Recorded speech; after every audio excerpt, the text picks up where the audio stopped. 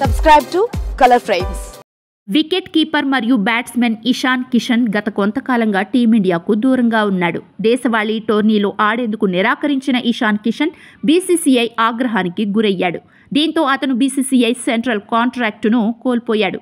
ఫలితంగా జట్టులో స్థానం కోల్పోయాడు. ప్రస్తుతం ఇషాన్ కిషన్ ఐపీఎల్లో మాత్రమే ఆడుతున్నట్టు లెక్క. ఇదిలా ఉండగా కిషన్కు బీసీసీఐ మరొక అవకాశం ఇచ్చింది. దీంతో త్వరలో జరగనున్న బుచ్చిబాబు టోర్నీలో ఇషాన్ కిషన్ జార్ఖండ్కు నాయకత్వం వహించనున్నాడు. ఈ టోర్నీ ఆగస్టు 15 నుంచి తమిళనాడులో ప్రారంభం కానుంది. ఇదివరకు జార్ఖండ్ జట్టులో ఇషాన్ కిషన్ ఎంపిక కాలేదు. అయితే బీసీసీఐ అతడికి మరో ఛాన్స్ ఇవ్వడంతో రేపు బుధవారం ఇషాన్ కిషన్ జార్ఖండ్ జట్టులో చేరడానికి సిద్ధంగా ఉన్నాడు.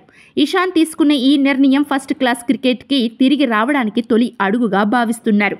ఇషాన్ కిషన్ తన నిర్ణయం గురించి జార్ఖండ్ స్టేట్ క్రికెట్ అసోసియేషన్కు తెలియజేశాడు. దీంతో అతనిని వెంటనే జట్టులోకి తీసుకున్నారు. దాని తర్వాత ఇషాన్ కిషన్ 2024-25 రంజీ ట్రోఫీ సీజన్లో భాగమవుతాడని ఆశిస్తున్నారు. 2023-24 రంజీ సీజన్ చివరి రోజుల్లో అతను దేశవాళీ క్రికెట్కు దూరంగా ఉండాలని నిర్ణయించుకున్నాడు.